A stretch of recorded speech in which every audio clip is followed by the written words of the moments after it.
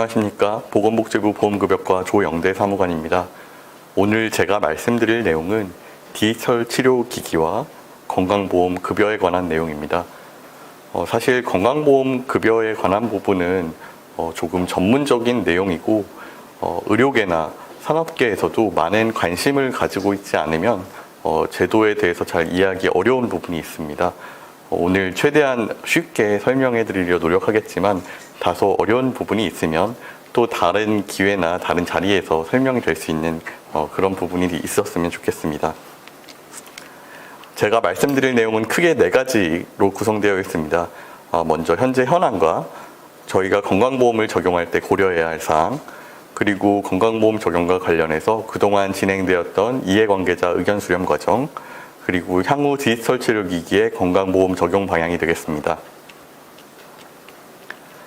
먼저 현황에 대해서 말씀드리겠습니다. 사실 오늘 포럼은 이제 디지털 치료제라는 명칭으로 정리가 되었긴 한데요. 저희가 일단 복지부에서 관심을 가지고 있는 부분은 디지털 치료기기가 되겠습니다. 그래서 디지털 치료기기는 식약처를 통해서 가이드라인이 제정되면서 간단하게 먼저 정의가 이루어졌는데요. 의학적 장애나 질병을 예방, 관리, 치료하기 위해 환자에게 근거 기반의 치료적 개입을 제공하는 소프트웨어 의료기기가 되겠습니다. 그리고 이러한 소프트웨어 기반의 디지털 치료기기는 근거 기반의 치료에 있어서 어떤 의료진 혹은 환자들의 선택지를 확장하고 의료 체계 내에서 효율성을 향상시킬 것으로 기대가 되고 있습니다. 특히 기존의 전통적인 의료 행위나 치료보다 의료비를 절감시킴으로써 다양한 편익이 기대되는 상황입니다. 아래 보시면 디지털 치료의 잠재적 가치를 몇 가지 제시를 해놨는데요. 말씀드렸던 비용 관점 외에도 디지털 치료기기는 어떤 의료기관이라는 어떤 시공간의 제약을 해소할 수 있는 그런 장점을 가지고 있으며 치료 과정에 있어서 환자의 참여가 더욱더 적극적으로 이루어질 것으로 기대가 되고 있습니다. 이러한 디지털 치료기기의 잠재적 가치가 건강보험에 가져올 영향에 대해서 심도 있게 고민하고 있기에 저희도 선제적으로 이러한 건강보험 급여 여부를 검토하고 있습니다. 국내의 디지털 치료기기 급여 등재 방안을 마련하기 위해서 아까 말씀드렸듯이 식약처에서 20년 8월에 먼저 허가심사 가이드라인이 제정되었습니다. 즉 시장 진입의 가장 앞단계인 의료기기 허가에 있어서 디지털 치료기기를 별도로 분류하여 심사하게 됨에 따라 현재 총 10개의 기기가 임상시험 중에 있으며 곧 국내 1호 디지털 치료기기가 올해 말 혹은 늦어도 내년에는 출시될 것으로 예상이 되고 있습니다. 복지부에서는 이러한 신개념 치료제인 디지털 치료기기의 건강보험 급여 예측 가능성 제고를 위해 등재 가이드라인을 역시 준비하고 있습니다. 작년에 1차 연구를 통해서 건강보험심사평가원에서 디지털 치료기기의 개념과 건강보험의 적용 가능성을 검토하였고요. 이 연구를 바탕으로 어떤 건강보험의 주요 의사결정 구조 거버넌스인 건강보험정책심의위원회에 혁신의료기술 안에는 디지털 치료기기가 포함되어 있습니다. 건강보험 등재 방향에 대해서 보고를 한 바가 있습니다. 또한 1차 연구에 이어서 후속 연구로서 조금 더 구체화된 디지털 치료기기의 건강보험 적용 방안 연구가 정책 연구로서 현재 시행 중에 있습니다. 앞서 말씀드렸던 혁신의료기술 제도는 2018년 7월에 복지부의 의료법령이 개정되면서 새로 도입이 되었는데요. 아래 보시는 것과 같은 크게 9가지 분야에 대해서 어떤 일정 부분 안전성이 확보되었다면 이러한 기술들의 잠재 가치를 추가적으로 평가하여 우선적으로 시장 진입 기회를 부여하고 사후 재평가하는 것을 골조를 하고 있습니다. 혁신의료기술 제도가 도입된 가장 근본적인 이유는 현재 어떤 의료기술 제도가 굉장히 탄탄한 평가를 전제로 시장에 진입하는 것을 현재 운영하고 있기 때문에 기술의 발전 속도가 빠르고 조금 더 시장의 기회가 필요한 기술들에 대해서는 별도 트랙 형태로 신설해서 환자의 삶을 개선하거나 비용 부담을 줄여줄 것을 기대하는 이러한 잠재적 가치를 평가하는 것만으로 별도의 기회를 부여하게 되었습니다. 이 안에 디지털 치료기기가 7번째 기술로 포함되어 있습니다. 이렇게 혁신의료 기술이 우선 시장 진입을 하게 된다는 점은 기존의 어떤 전통적인 한국보건의료연구원에서 시행하고 있는 전통적인 신의료기술 평가와는 달리 기존의 어떤 이미 존재하고 있는 유사한 수가를 먼저 적용하고 수가가 타당하지 않거나 혹은 환자 선택권이 제한되지 않는 경우에는 어떤 비급여로서 사용될 수 있는 점까지 고려를 하고 있습니다.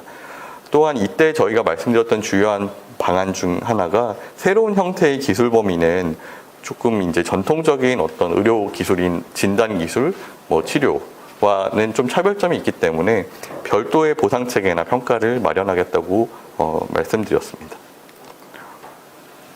두 번째로 건강보험 적용 시 고려 사항에 대해서 말씀드리겠습니다.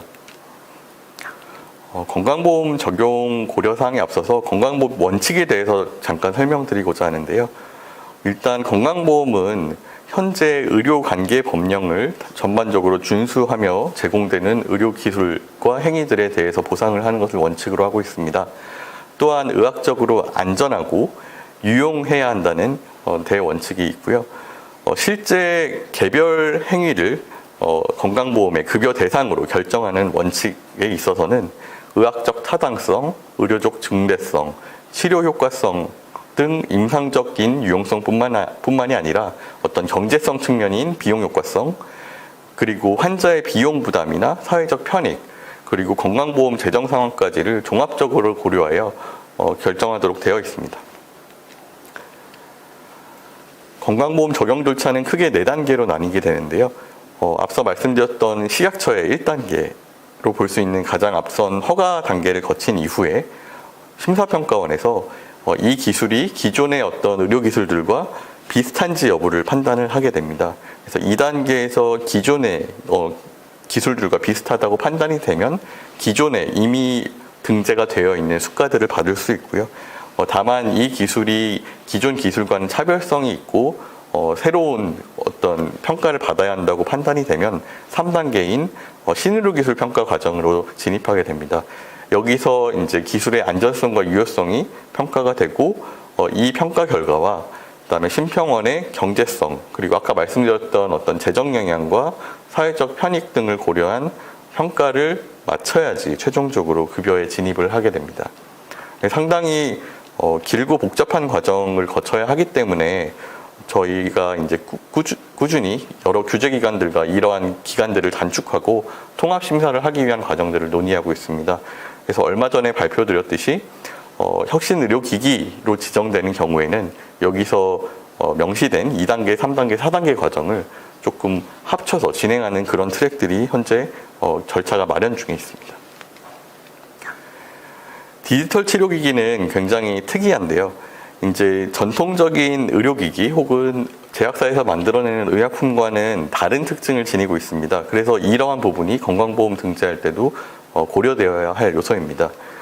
디지털 치료기기의 규제 방식은 현재 소프트웨어 의료기기로서 의료기기에 해당이 되지만 실제 사용 방식은 의사 처방에 따라서 환자가 집에서 사용하는 의약품과 유사합니다. 또 실제 이 디지털 치료기기가 나타내는 효과는 의사가 수행하는 어떤 의사의 치료 행위와 유사한 효과를 가지고 있습니다. 이렇기 때문에 현재의 어떤 제도나 규제 틀 안에서 이 건강보험을 적용하는 것이 상당히 어렵고 또 많은 숙제들이 있는 상황입니다. 앞서 말씀드렸듯이 환자로의 사용 주체가 변화하는 부분들도 사실은 건강보험에 있어서는 조금 예측하기 어려운 부분입니다. 왜냐하면 디지털 치료기기라는 부분은 실제 의사 처방 후에 환자가 자가 사용하는 방식이기 때문에 환자가 디지털 치료기기를 얼마나 참여하느냐에 따라서 효과가 크게 달라질 수가 있습니다.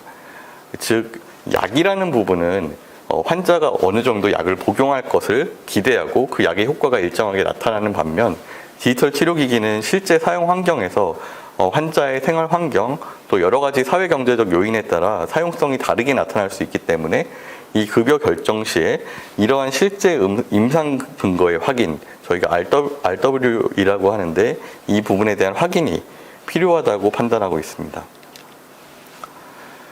또한 디지털 치료기기는 기존의 소프트웨어가 가지고 있는 특성들을 가지고 있습니다. 기존의 의료기기나 의약품과 달리 성능 개선이 가능하고요. 이제 프로그램의 업데이트 등을 통해서 이러한 부분이 가능할 것이고, 사실 이제 개발 관점을 들여다보면 어떤 초기 연구 개발 단계에서의 고정 비용은 발생을 하지만 제품이 개발된 이후 사용자 확장에 따른 한계 비용은 의약품이나 다른 치료제로에 비해서는 낮을 것으로 기대를 하고 있습니다. 또한 디지털 치료기기는 소프트웨어이기 때문에 기존의 전통적인 의약품과 의료기기와는 달리 어떤 전달 과정에서의 유통 비용이 다소 줄어들 수 있을 것으로 기대됩니다. 우리나라보다 앞서서 일부 국가에서 디지털 치료기기를 공적 재원으로 급여화하기 시작하였습니다. 그래서 이런 사례들을 많은 업계 혹은 전문가분들께서 소개를 하고 있는데요. 다만 저희가 이제 국가 간 비교를 할 때 유의해야 할 점은 건강보험 제도나 급여 제도 자체가 사실은 국가 간의 차이가 있기 때문에 실제 이것들이 도입된 배경이나 사용될 환경을 단순 비교하기는 조금 어렵습니다. 이제 그럼에도 불구하고 현재 대표적으로 운영되고 있는 국가들을 소개를 드리겠습니다.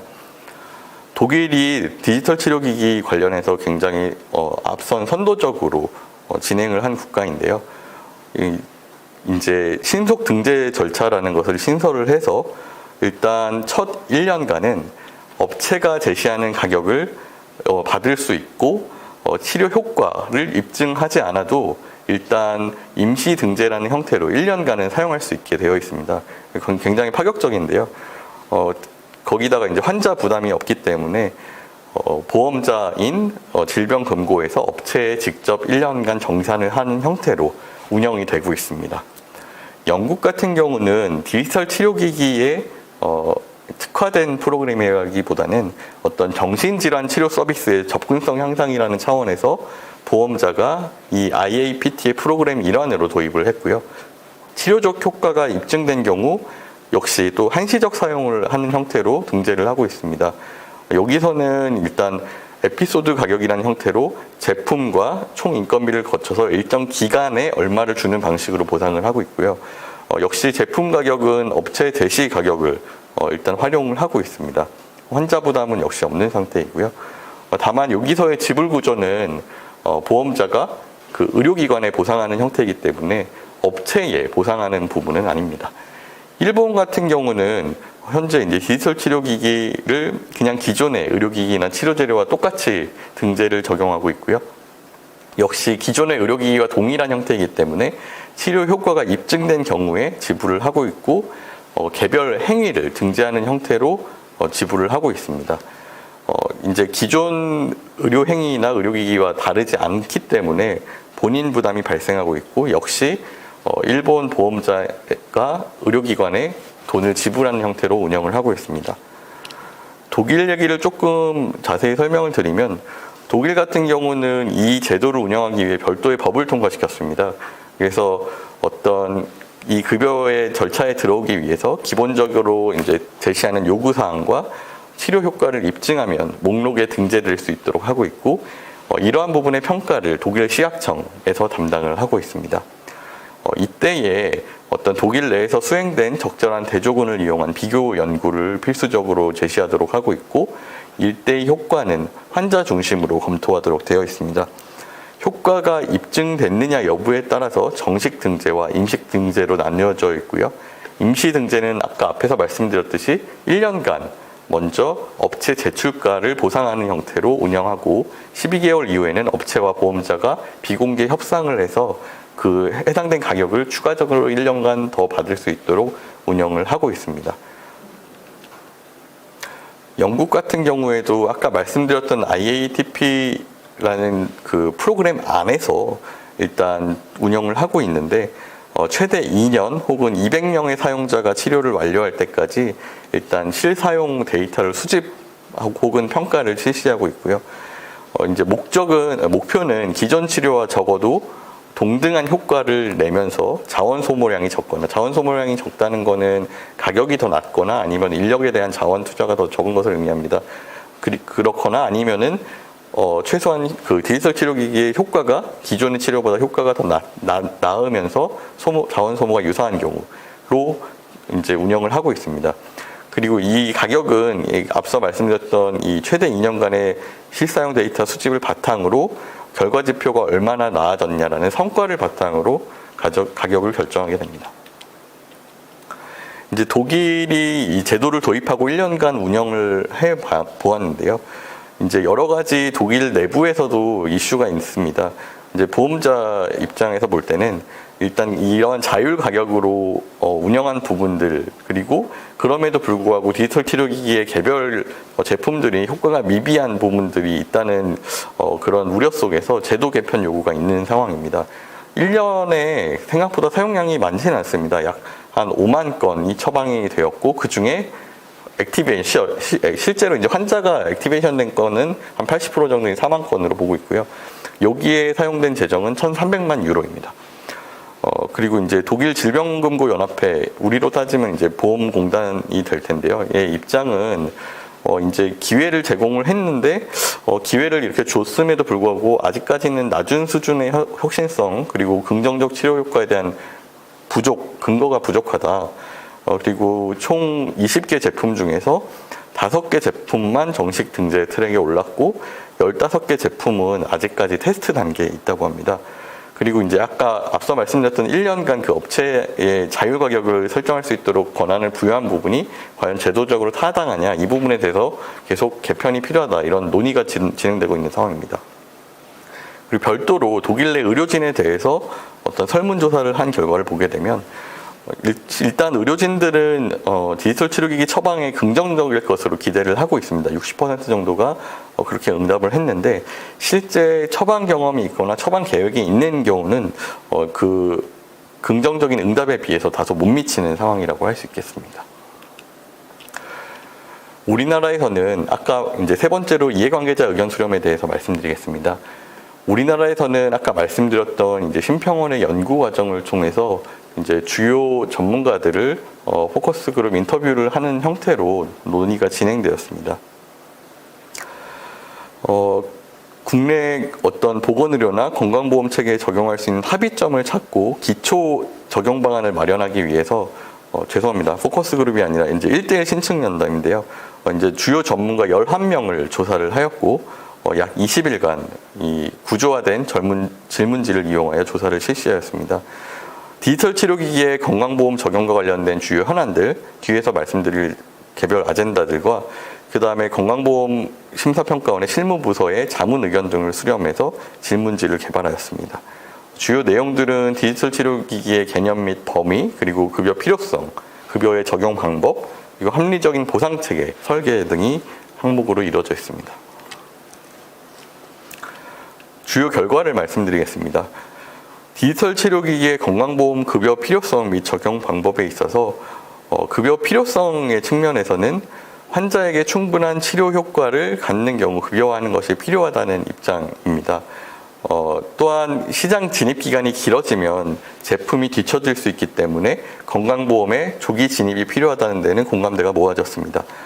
다만 이러한 조기 진입의 형태를 아까 말씀드렸던 독일과 같이 임시 등재를 적용하는 것에 있어서는 전문가들 사이에 다소 논의가 갈렸습니다. 이제 선별급여라고 하는 부분은 현재 통상적인 건강보험에서의 법정 부담보다 환자의 부담을 높여서 환자가 더 많은 돈을 내야 되는 것을 의미합니다. 근데 이제 이렇게 선별급여를 적용하게 되었을 때 선별급여 적용 자체가 어떤 의사 환자에게 부담을 줄여줄 수 있다는 찬성 의견이 있는가 한 반면 아직까지 처음 도입하는 영역이고 효과가 불확실하기 때문에 선별급여가 아닌 비급여로 활용하는 것이 좋겠다라는 의견도 있었습니다. 그리고 요양급여, 즉 건강보험을 적용하는 것을 결정하는 기준에 있어서는 어떠한 표준적인 치료, 그러니까 기존에 통상적으로 현장에서 운영되고 있는 표준 치료와 비교를 통해서 유효성에 대한 부분을 확인할 필요가 있다는 데는 많은 분들이 동의를 해줬습니다. 근데 그 효과성의 수준이나 정도에 대해서는 이제 전문가들 사이에서도 또 의견이 갈렸는데요. 기본적으로 표준 치료 대비해서 치료 효과가 즉 어느 정도 비슷한 경우에만 등재해야 한다는 전문가들이 있었고요. 왜냐하면 기본적으로 건강보험은 기대되는 효과를 어느 정도 가정해 놓고 그 효과보다 동등하거나 효과보다 더 좋은 치료 방법이 있어야지 건강보험 재정을 투입할 수 있기 때문입니다. 다만 우측에 보시다시피 표준 치료 대비 치료 효과가 열등한 경우에도 이 디지털 치료기기의 특성, 그러니까 디지털 치료기기를 적극 활용할 수 있는 환자군을 고려해서 다소 치료 효과가 낮아도 등재를 해야 된다는 의견도 일부 존재하였습니다. 그리고 환자 사용성 관련해서는 실제 임상 시험에서는 환자들의 수능도가 상당히 높다고 응답을 하였습니다. 근데 실제 여러 청중분들께서도 다양한 어플리케이션이나 혹은 게임과 같은 프로그램들을 사용을 해보셨을 텐데요. 이 실제 환경에서 계속 지속적으로 사용하는 부분에 있어서는 제도적 기전이 필요하다라는 점들이 부가적인 의견으로 제시가 되었습니다. 그리고 디지털 치료기기의 가격 설정 역시 중요한 논의 포인트인데요. 의료계나 산업계에서는 기존의 의료 행위의 수가를 준용을 하되 인력 투입, 그러니까 전통적인 의료 행위보다 의사, 간호사, 의료기사 등 인력 투입이 감소하는 점을 고려를 해서 다소 수가를 낮게 제한하는 방식을 제안을 하였습니다. 또한 기본적인 치료제로나 약제가 건강보험에 처음 완전히 새로운 제품이 개발될 때 그 제품이 개발되기 위한 개발 원가를 참고해서 상한 금액, 최대로 받을 수 있는 금액을 설정하는 형태로 운영이 되고 있기 때문에 디지털 치료기기도 이러한 유사한 방식을 고려해 볼 수 있겠다라는 의견도 있었습니다. 그리고 이 디지털 치료기기를 처방하는 의사들에게도 보상이 필요하다라는 관점에 있어서는 의사에게 경제적 요인이 돌아가지 않으면 실제로 환자들에게 처방되지 않을 것이기 때문에 일정 부분 치료 방식을 활성화하기 위한 인센티브가 필요하다는 의견과 이는 기존의 의사의 전통적인 진찰 안에 포함되기 때문에 진찰과 진료 안에 포함되기 때문에 별도의 보상이 필요하지 않다는 의견이 팽팽하게 갈렸습니다. 앞서 말씀드렸던 이러한 이해관계자 의견 수렴과 현재 진행 중인 논의를 바탕으로 지금까지 생각하고 있는 디지털 치료기기 건강보험 적용 방향에 대해서 말씀드리겠습니다. 다만 디지털 치료기기 건강보험 적용 방향은 아직까지 실제 가시화된 제품이 없는 상황에서 좀 제한적이라는 말씀을 먼저 드리고 싶고, 그럼에도 불구하고 개발하는 업계, 그 다음에 사용해야 될 의료계에 예측 가능성을 드린다는 측면에서 저희는 끊임없이 일단 이러한 자리를 통해서 말씀을 드려나가고 있는 상황입니다. 건강보험은 과연 디지털 치료기기에 대해서 뭘 기대하고 있을까요? 아까 앞에서 말씀드렸듯이 어떤 수동적 치료에서 능동적 치료로의 변화, 그리고 환자의 공간적 제약을 없앰으로써 실제 치료의 접근성 기회를 확대한 부분, 그 다음에 현재 여러 가지 필수 의료라든지 어려운 상황에서 의료 자원의 소모를 감소하는 부분을 기대를 하고 있습니다. 근데 이러한 디지털 치료기기의 특성 외에 근본적으로 건강보험의 관점은 디지털 치료기기는 정말 환자 치료에 도움이 될 것이냐, 혹은 기존의 비용들을 절감하는 데 도움을 줄 수 있을 것이라 라는 측면이 크리티컬한 포인트가 되겠습니다.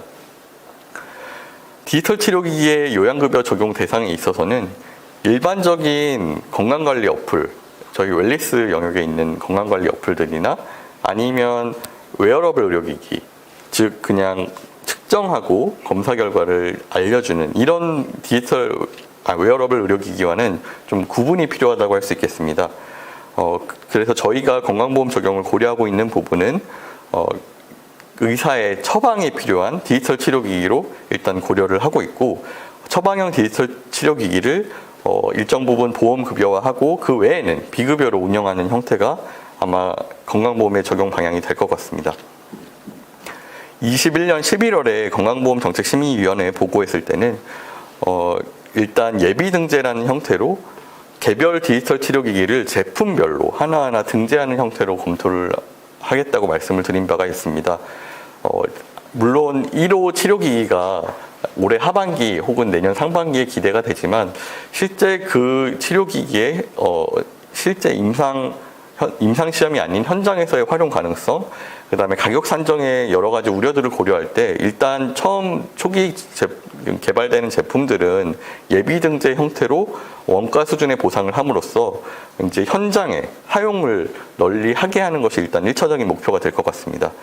그리고 이러한 예비 등재의 과정을 짧게는 3년, 길게는 5년 정도를 거쳐서 이제 정식 등재를 하게 된다면 그 실제 현장에서 의사들의 처방과 그로 인해 수집된 데이터들을 바탕으로 표준 치료 대비 효과를 확인하고 그것에 따라서 실제 효과에 따른 가격을 줄 수 있을 것입니다.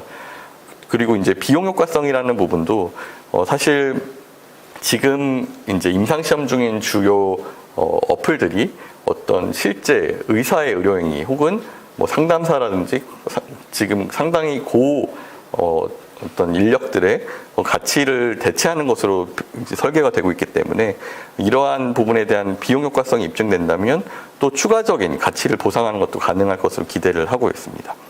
그리고 앞서 말씀드렸던 환자 사용률이라는 측면도 실제 사용을 해봐야지 이게 얼마나 실제 사용 현장에서 수가를 지급할 수 있을지를 검토하는 데 도움이 될 것으로 기대하고 있습니다. 실제 이제 보상 체계, 가격적인 측면에서 보게 되면 개별 등재된 제품에 대한 보상과 아까 말씀드렸던 의료인의 행위, 인센티브에 대한 행위료로 구성을 될 것 같습니다. 디지털 치료기의 제품 가격은 앞서 말씀드렸듯이 현재 비교 가능한 품목이 없을 가능성이 굉장히 높고요.